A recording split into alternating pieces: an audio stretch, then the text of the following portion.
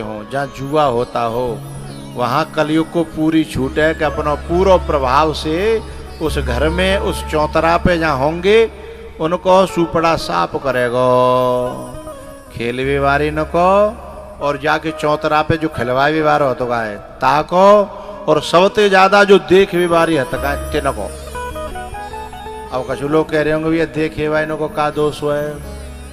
दोष ये है कि जो आज खेलने का है बेकाउदना देख व्यवहारी हता है, हाँ या ना।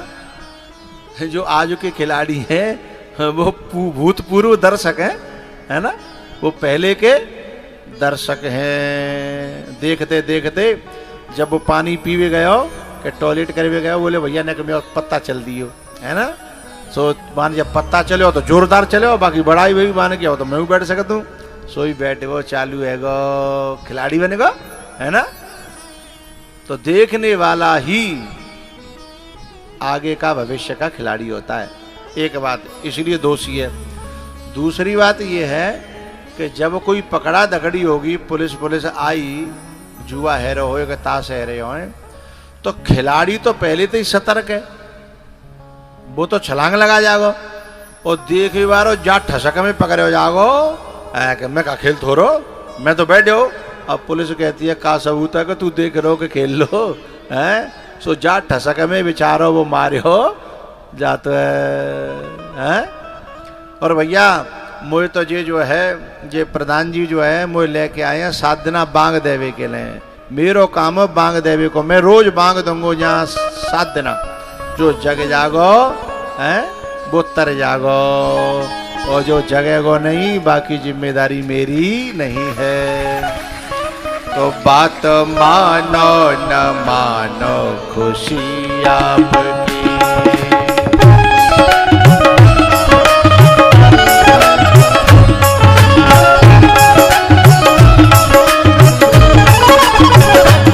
बात मानो न मानो खुशी आपकी।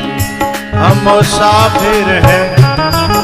मुसाफिर हैं एक दिन तो रम जाएंगे, पर संत की बात पर जो भी चले जाएंगे, वो अमर नाम दुनिया में कर जाएंगे।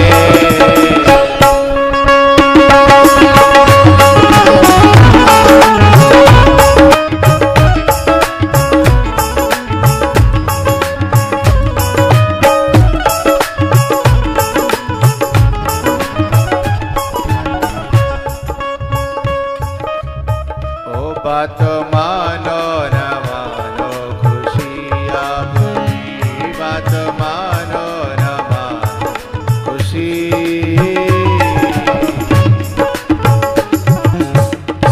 ओ बात मानो न मानो खुशी आपकी। नजदीक बैठो, इसको ट्रेंड करो भाई, इसे निकाल के भेजने की जरूरत थोड़ी है। हाँ नजदीक बैठो। ओ बात मानो न मानो खुशी आप। पहली जगह जहाँ ताश हो, जहाँ जुआ हो, वहां उस घर में कभी भी शांति, बोलो करो, शांति नहीं रहेगी। हाँ ऐसा ऐसा का तो वह घर में शांति नाम की कोई महिला भले ही रहे, पर असली शांति नहीं रहेगी। दूसरी बात, कलयुग को पूरी छूट दी कि उस घर में तुम खूब अपनी करामात कर सकते हो जिस घर में पीने वाले रहते हो। द्यूतम पानम यानी नशा है। जा घर के बालक नशा करेंगे, बा घर में कबहू शांति न शांति रहेगी, न सेहत रहेगी, न सम्मान रहेगा। हाँ या ना तो बोलो।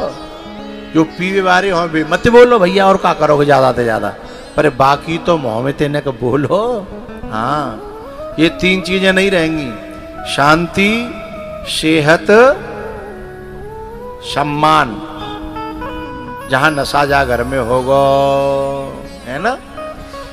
तीसरी जगह द्यूतम पानम स्त्रियम, जहां की नारियां जहाँ की बेटियां अमर्यादित रहेंगी, उल्टे सीधे कपड़ा पहनेंगी, उल्टी सीधी बोली भाषा रहेगी, उल्टे सीधे जो है मोबाइल को चलाएंगी, उल्टे सीधे जो काम करेंगी, उल्टी सीधी सोच जा घर में बच्चियों की रहेगी, वहाँ भी कलयुग का पूरा प्रभाव रहेगा। बुरी लगे तो 100 बार लगे, वहाँ कलयुग नाचेगा, तांडव करेगा। और जहाँ जिस घर में भक्ति भाव होगा बच्चियों में, हैं, जिनको जो है ना मर्यादा में रहना अच्छा लगेगा, बोली भाषा जिनकी अच्छी होगी, हैं, जिनको रहन सहन पहना उड़ाओ अच्छा होगो, माँ कलयुग की दमनाए के भीतर घुस के देखे जा, हैं, झांक नहीं सकता। कलयुग को नौ तो हम दे देते हैं ना खुद। रावण जो है कब चुरा के ले गया सीता जी को, जब सीता जी मर्यादा के बाहर गई, बल्लाइन के, तो जो बच्ची मर्यादा में रहेगी, शास्त्रों का अध्ययन करेगी, कथा भागवत रामायण ये सब करेगी, हैं, तो कलयुग की हिम्मत नहीं है कि आंख उठा के देखे जाए। भाई सीता जी जब लकीर के बाहर गई तब रावण की पेश गई ना, बाकी भीतर रहे तो रावण का, रावण के बाप दादा आ जाए, रावण को कुनबा आ जाए, रावण को खानदान आ जाए। यही वो रेखा है जो हमारे शास्त्रों ने बनाई है, बड़े बूढ़ों ने बनाई है, परिवार वालों ने बनाई है, बाप भैया मैया ने बनाई है। जल्दी में कह रहा हूं मैं शब्दों को, एक एक शब्द को बड़े उसे समझिएगा। अब समझ में नहीं आई तो बाद में मोबाइल पे सुन के एक एक शब्द, बाप ने, भैया ने और मैया ने जो रेखाएं बनाई हैं, उनको जो लांगेगी, हैं, भाई कोई न कोई रावण ले जागो और फिर 38 टुकड़ा करके फ्रीज में धर देगो। चूंकि बात समय पे तो सीता में कम से कम इतनी ताकत थी कि वो छू नहीं सकता था, हैं?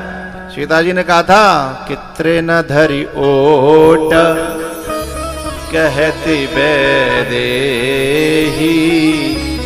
त्रे न धरी ओट कहते बेदेही, शो मेरे अवधपते परम सने। माना कि मुझसे गलती हुई, सीता जी कहती हैं माना कि मुझसे गलती हुई, वो रेखा मैंने लांगी, लेकिन मैं समझ में आ गई अब गलती थोड़ी करूंगी, हैं? इसलिए रावण उनको छू नहीं पाया। तलवार लेकर काट भी कोशिश तो करी, यदि वो सीता जी आज होती तो 38 टुकड़ा है जाते, हैं? लेकिन पहले इतनी ताकत स्वयं बच्चियों में भी थी, काय की, चरित्र की, काय की, स्वभाव की, काय की, तपस्या की, हैं? कि हर रावण जैसे की भी दम नहीं थी कि बिना मर्जी के हाथ लगा जाए। तो जब रेखा का उल्लंघन होगा तो जहां की बच्चियां अमर्यादित रहेंगी, हैं, वहां कलयुग का तांडव होगा। तीसरी बात, परीक्षित जी ने कलयुग को जो जगह बताई, चौथी जगह है जहां हिंसा होती है, वहां भी कलयुग रहता है भैया। अच्छा, कलयुग बोला कि भगवान ये 4 जगह मेल लेने कम पड़ेंगी, एक मेरी औरतें दे दो, मैं मांग लूँ। बोले मांग ले, बोले सोने में दे दो मुझे। तो जो स्वर्ण है ना, सोना चांदी, तो सोने में जगह बता दी। और जब सोने में जगह बता दी तो जाकर मतलब सोने में कलयुग रहता है तो क्या पैरवो छोड़ दें, हैं? पैरवो मत छोड़ो, लेकिन कम पैरो धर के राखो बखत जरूरत के लिए, हैं? कहू ऐसे मानो कोई ऐसी हालत आ जाती है घर पे तो बाकी ले घर में धर के राखो, पर दुनिया दिखाओ मत, नहीं तो चोटा लपके जाएंगे, हैं? डकैत लपके जाएंगे, हैं? तो बेचारो और जब लपकेंगे तो सोनो तो जागो सो जाओ, एक आध की कहूँ, हाँ जान चली जाए संग में। तो जो माता समझदार होती हैं वे ज्यादा सोने चांदी का दिखावा, हैं, नहीं करती, राखो बाकी ले मना नहीं है। और कहूँ तुम्हें मजबूरी में जानो है पैर के हल्के, कहूँ जानो है पैर के, तो मेरी तो एक और प्रार्थना है, नकली पैर के जाओ, चलने में कम नहीं, और खो जाए तो यदि चोटा चोरी करके ले जाए तो मूड पकड़ के रोबे कि मैं उल्टो मारे हो गयो, है चोटा रोबे। तो सोने में भी जगह दी। एक दिन परीक्षित जी ने सोने का मुकुट पहना तो उन्हीं की खोपड़ी पे कलयुग बैठ गया और ऋषि को जाकर के प्रणाम तक नहीं किया। कहा कि ऋषि मोय उल्टो स्वागत करे, सम्मान करे। और इस जो है गुस्सा में और मरा हुआ सर्प ऋषि के गले में। और ऋषि का जो बच्चा था वो नदी में स्नान कर रहा था। एक जो बालक जो चुगलखोर, अच्छा चुगलखोर अवई ना था, बोलो हाँ पहले तो त्रेता युग में मंथरा, त्रेता युग में मंथरा, द्वापर में शकुनी, द्वापर में शकुनी और कलयुग में नाम कहां से बताऊं, गिनती नहीं है। नाम तो तब लहूं जब गिनती हो हैं। अब तो घर घर में गांव गांव में शकुनी की और मंथरा की कमी। अरे भारत में समृद्ध देश है जहां हर चीज की कमी नहीं है, हैं भरपूर है जो चाहिए। तो एक चुगलखोर ने जाके नॉन मिर्च लगाई और जाकर के भड़का दिया उस ऋषि के बेटे को, जिनके गले में सर्प पड़ा था। उनका नाम था शमीक, उनका बेटा था श्रृंगी। श्रृंगी को जाके भड़का दिया कि तेरे बाप का अपमान हो गया और यूं कर दो त्यों कर दो। भैया एक बात बताऊं, जब कोई तुम्हें भड़कावे तो थोड़ा सा इंतजार करके विवेक का प्रयोग करना, ज्यादा जल्दी निर्णय नहीं लेना चाहिए। इन्होंने जाकर के श्राप दे दिया कि जिसने भी ये मरा हुआ सर्प डाला है उसे आज से 7वें दिन तक्षक नाग डस लेगा। आंखें खुली पिताजी की, बोले बेटा तेने बिना सोचे समझे श्राप दे दो। अरे मोते तो पूछी होती कि मैं अपमान भयो के न भयो, और तुमने किसी जो धर्मात्मा राजा को श्राप दे दिया। अरे भाई समय कभी कभी समय खराब होता है तो आदमी की बुद्धि ऐसी हो जाती है, पर जरूरी नहीं है कि वो आदमी सदा के लिए बिगड़ेगा, खराब है गो। कोई समय ऐसा आया बुद्धि खराब है गई, तुमने श्राप दे दिया, उसकी तो जिंदगी गई। तुमने गलत किया बेटा, जाओ परीक्षित जी को सूचना दो।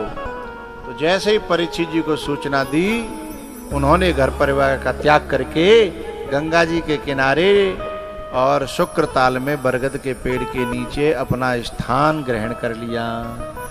और जैसे ही दुनिया को पता चला तो सारी दुनिया के ऋषि मुनि महात्मा जिनकी सेवा करी थी उन्हें पता लगा तो वे सब चले आए हैं। क्योंकि जो अच्छा व्यक्ति पे परेशानी आती है तो दुनिया दिल से दुआ करती है कि ना भाई जी जा लायक नहीं है, तो हे भगवान जाए विपत्ति न दे, है ना। दुनिया दिल से दुआ करती है।